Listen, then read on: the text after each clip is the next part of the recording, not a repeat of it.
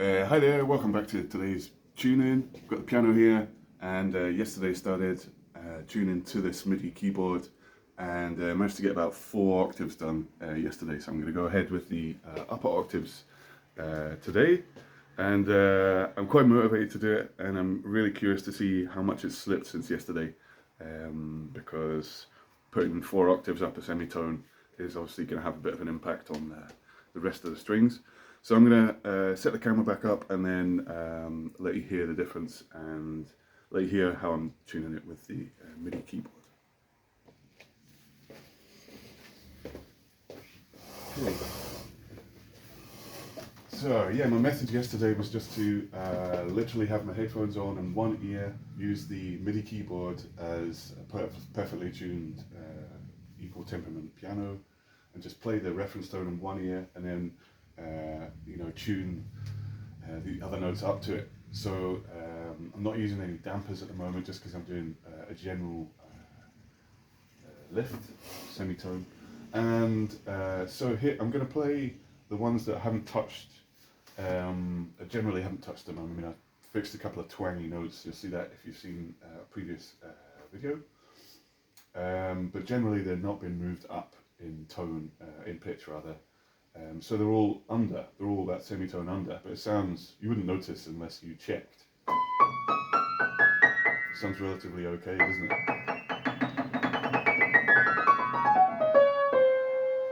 That's the problem. So all the notes below here, they've all been put up the semitone, and these ones haven't. So that's why it sounds normal.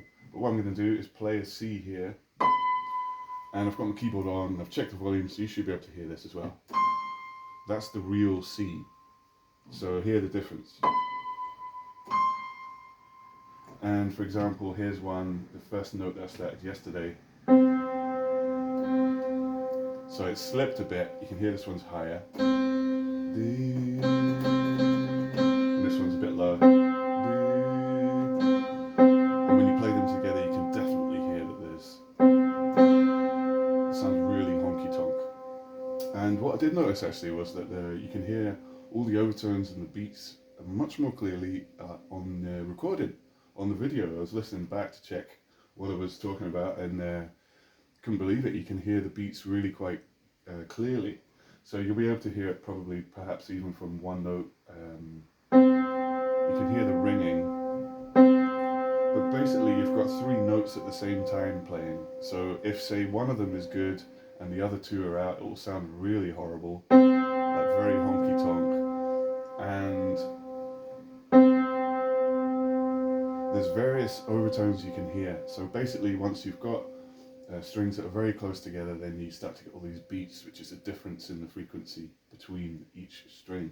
So you can imagine if you've got 3 of those notes playing at the same time, and you've got all these beats very close together, and then in combination with each other you've got all these overtones. So you get, like, for example, when you play one note here, you get sounds that come out from the octave. All the partials along the way come out a bit, but you hear mostly this as the dominant frequency. There's actually loads of frequencies in there, including all the octaves above and all the fifths and fourths and things, and it gets very complex in terms of the maths, like, because you end up, I think some app mentioned that they were checking 19ths. Anyway, so here's my notes. Okay, sounds sort of generally okay, and there is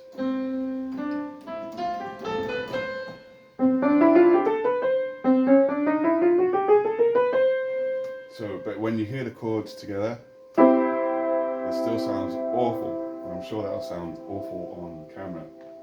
I think it comes through a bit better on the camera because they probably use a bit of compression with the audio, so they squash the whole frequency range into a small bit so you can hear it a bit more. I think that's my theory anyway. And going further south,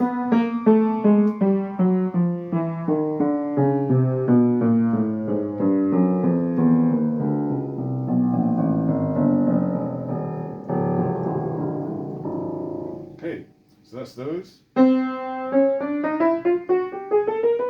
So I'm up to here, and so you'll hear that this is the right C, roughly. So it slipped a bit, this is a little bit flatter. That one's a little bit higher, so it feels a bit fresher. And these are all pretty much ringy, so they're not perfect pure tones anymore. Not that they were very good yesterday, but they have fallen a bit. It's slipped, because you can imagine if you put extra pressure on 2/3 of the piano already, then it's gonna like put extra tension on everything. So it sort of slips a bit, and it has done that. So it is a bit flatter.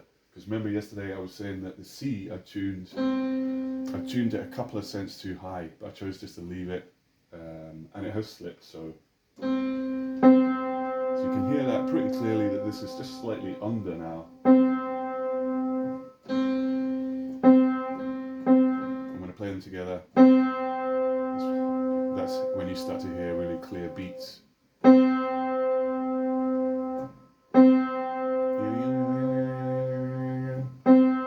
And if you can hear how many beats you've got per second, then it gives you an indication of how close you are. And you can hear when you get very close to two similar frequencies, when it becomes a pure tone, if it's just very slightly far away, then you hear a very slow beat, because obviously the frequencies are closer together. So the further away the frequencies are, then the more beats you get. So that's about the size of it, and these beats, you can literally hear them. It just means the sort of jarring sound you get per second. So if somebody says it's 4 beats, it means you get 4 cycles per second. So it'd be something like 4 for each second, and you can literally pick that out. So this is why I was saying yesterday, it's so good for your ears, you know, listening for frequencies, especially when you don't use the dampers, because you've got so many tones coming at once, and you've got to pick them out as to which one is which, and not get sidetracked from false partials that are coming from slightly out of tune notes. Anyway, sorry about all the talking, but here we go. So I'll play a little bit.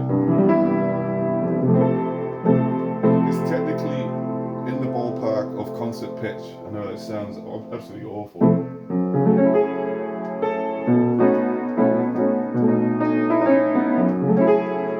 if I try and play that on the...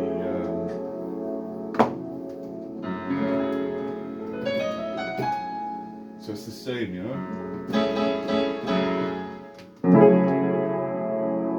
Obviously it's horribly ringing, and you start to hear all these overtones mashed together, and that's why it sounds like a big sort of warm, horrible ball of sound down there.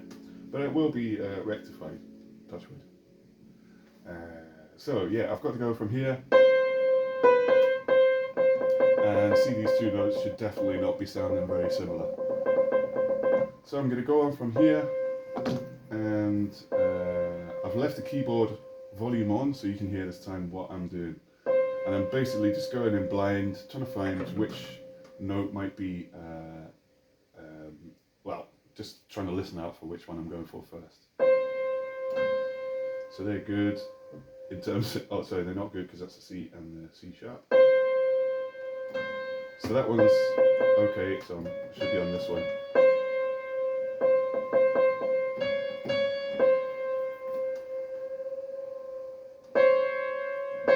So there, for example, you can still hear 3 notes after singing it an octave down. D and D, D. So that's the one I've just put up. D and D, but 2 octaves higher, I guess, than I'm singing it. So now, if you're sure you've got that tone, you should be able to hear that note in there. So I think I've got one of them. And you can hear that bend right up there. And you can hear now it's a little bit sharp.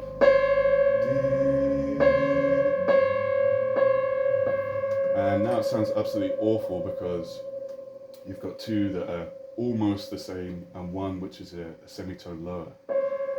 So it should sound much better, touch wood again, when I put this one up, the semitone. So it's already, you know, noticeably better. Obviously it's still not quite right. Let's do another reference. So I'm still a bit flat. Let's try that. And you can hear whenever I move the wrench there, it sort of comes into a clearer tone, and that's what you're really going for. And that's why I enjoy doing it a bit more by ear this way than using the app. Because as I said, if you're concentrating on the app, it's as if you're not using your ears quite as much.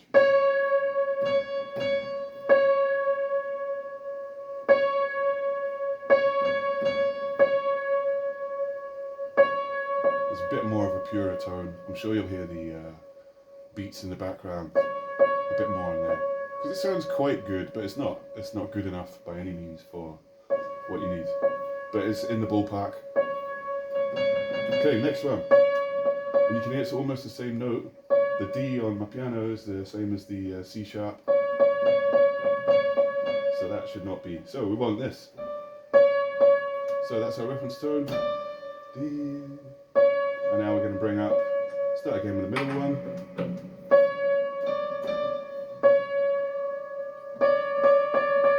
So you can definitely hear those two notes. D, D, D, D, D. And if you listen out, you can hear 2 octaves above as well, some of the notes coming out. And that's when it gets a bit confusing, because if you've got 3 notes that are slightly out of each other, then you hear all the overtones and it's just really awful. Oh yeah, there we are. So I've got one more to do. With a bit of luck, it should sound much better.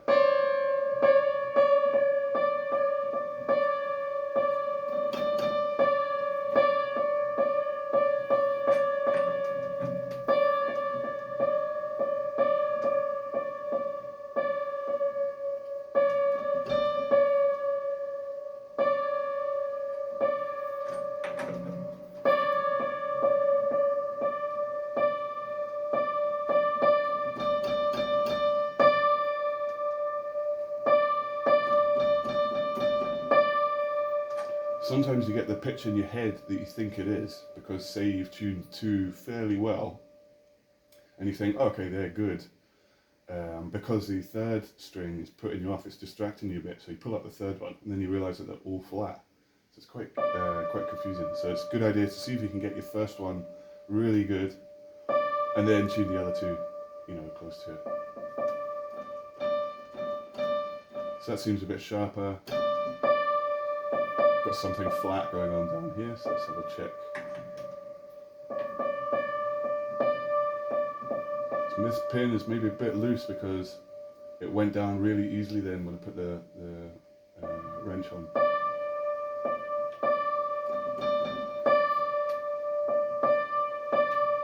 So it's going down again. So that's a bit of a concern, because I've not encountered that yet on the piano. So I don't know if that's going to continually slip or something, and I don't know how to fix that yet. What I have done on other pianos before is hit them with a hammer, but it's probably not a good idea at all, just to make it a bit tighter. But perhaps I could lean on this slightly, but I've heard somebody mention on another video that if they're too tight in, that can be a problem. So I don't know. But I'll persevere with that one. So I'm going to pause the camera for now, and then come back when I've done a few more notes, because otherwise it will just take donkeys. So we're up a couple of notes anyway, and we can check. So the C is not too bad. Well, obviously it's not great. That's awful. Slightly better. And that's where we were. Okay, stop it for now.